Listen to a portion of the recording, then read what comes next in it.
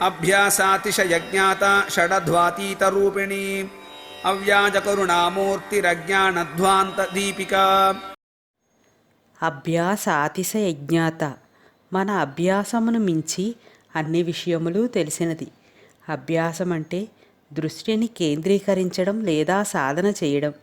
అతిశయం అంటే సర్వోత్కృష్టమైనది, ఉన్నతమైనది, సమృద్ధిగా ఉండటం. జ్ఞాత అంటే తెలుసుకోవడం లేదా అర్థం చేసుకోవడం. ఈ నామం అమ్మవారి అత్యున్నత లక్షణాలను తెలుసుకోవడానికి, మన పూర్తి దృష్టిని కేంద్రీకరించడానికి నిరంతరం సాధన చెయ్యాలని చెబుతుంది. వాగ్దేవతలు ధ్యానం అని పిలువబడే మానసిక ఆరాధన యొక్క ప్రాముఖ్యతను సూక్ష్మంగా తెలియజేస్తున్నారు. అమ్మవారి సాధన ద్వారా ఎంత తెలుసుకుంటామో అంతకు మించినది అమ్మవారు. మన అభ్యాసం అధికమైన కొలది అధికముగా అర్థమగునది అని ఈ నామానికి మరో అర్థం చెప్పవచ్చును. మనం అమ్మవారిని అనేక రకాల కోరికలు కోరుకుంటాము. వాటి వలన ఈ సమయానికి ప్రయోజనం మనకి కనిపించవచ్చు. కానీ అమ్మవారికి భూత, భవిష్యత్, వర్తమాన కాలాలు అన్నీ తెలుసు.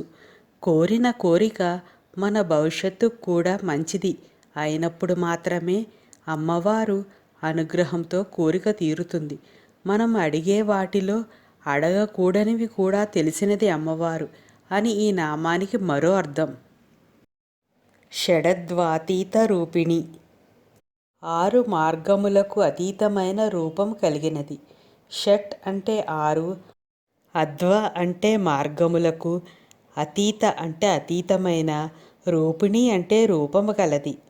షడ్వాలు అనగా షట్చక్రాలు అని అర్థం వస్తుంది. అంటే కుండలినీ మార్గములోని మూలాధార, స్వాధిష్టానం, మణిపూర, అనాహత, విశుద్ధి, ఆజ్ఞాచక్రాలు. అమ్మవారు ఈ షట్చక్రాలకు అతీతంగా ఉండే రూపము కలది అని అర్థం వస్తుంది. షట్ అంటే 6 కాబట్టి పంచేంద్రియాలు మరియు మనస్సు కలిసి 6 అవుతాయి. ఈ పంచేంద్రియాలు, మనస్సు మనల్ని తప్పుడు మార్గం పట్టించేవి. అమ్మవారిని ఆశ్రయిస్తే ఇంద్రియాలు మనసు యొక్క మాయలో పడకుండా అమ్మవారు మనలను రక్షిస్తుంది అని ఈ నామానికి అర్థం చెప్పవచ్చు. షట్చక్రోపరి సంస్థిత అన్న 108వ నామం, ఈ నామం దాదాపు ఒకే అర్థాన్ని సూచిస్తాయని చెప్పుకోవచ్చును. షడద్వములు అంటే 1 పదాద్వము అనగా పదములకు సంబంధించినది లేదా ఒక శ్లోకము లేదా ఒక పంక్తి. 2 భువనాద్వము అనగా లోకములకు సంబంధించినది. 3 వర్ణాద్వము అనగా అక్షరములకు సంబంధించినది. 4 తత్వాద్వము అనగా తత్వములకు సంబంధించినది. 5 కళాద్వము అనగా కళలకు సంబంధించినది. 6 మంత్రాద్వము అనగా మంత్రములకు సంబంధించినది. అమ్మవారి రూపం ఈ 6 అద్వాలకు అతీతంగా ఉంటుంది. వీటిలో భువనాద్వము, తత్వాద్వము, కళాద్వము ఈ 3 ప్రకాశం క్రిందకు వస్తాయి.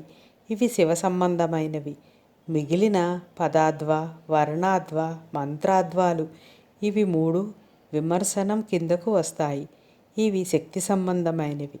ఈ నామం ఆమె వీటన్నిటికీ అతీతంగా ఉందని మరియు ఆమెను పొందాలంటే ఈ 6 పద్ధతులను ఉపయోగించి శ్రీచక్రం గురించి ధ్యానం చెయ్యాలి అని చెబుతుంది. ఈ నామం నుండి శివశక్తి కలయిక యొక్క కథనం ప్రారంభమై ఇది 999వ నామముతో ముగుస్తుంది. అవ్యాజ కరుణామూర్తి ప్రతిఫలాపేక్ష లేని కరుణ కలిగినది. ఈ నామం అపారమైన కరుణను కలిగిన అమ్మవారిని సూచించే నామం. దీని అర్థం ఎవరికీ హాని చెయ్యకుండా అందరి పట్ల ప్రేమ మరియు కరుణతో ఉండు మాతృస్వరూపిణి అమ్మవారు అని అర్థం. అవ్యాజ అంటే నటించదు అని అర్థం. అమ్మవారి కరుణలో నటన ఉండదు. ఈ నామం ఆడంబరాన్ని సూక్ష్మంగా ఖండిస్తుంది. అజ్ఞాన ధ్వాంత దీపిక. అజ్ఞానమన అంధకారమునకు దీపం వంటిది. అజ్ఞానమనే చీకటి ఎంత చిక్కగా ఉంటే అంత చిన్న దీపం చాలు దానిని పోగొట్టడానికి. అందుకే అమ్మవారిని దీపంతో పోల్చి చెప్పకుండా దీపిక అంటే చిన్న దీపంతో పోల్చి చెప్పారు. కలియుగంలో దైవనామస్మరణ కీర్తనం చేసినా చాలు మోక్షం వస్తుంది. అంటే దుర్లక్షణం ఎంత ఎక్కువగా ఉంటే సల్లక్షణం అంత చిన్నది ఉన్నా చాలు రాణించడానికి అని అర్థం. ఏది వస్తే మళ్ళీ తిరిగి అజ్ఞానంలో పడమో అదే జ్ఞానము. అజ్ఞానాంధకారములను పటాపంచులు చేయగల జ్ఞానజ్యోతి అని ఈ నామానికి అర్థం. అభ్యాసాతిశయజ్ఞాత షడధ్వాతీతరూపిణీ అవ్యాజకరుణామూర్తిరజ్ఞానధ్వాంత దీపికా.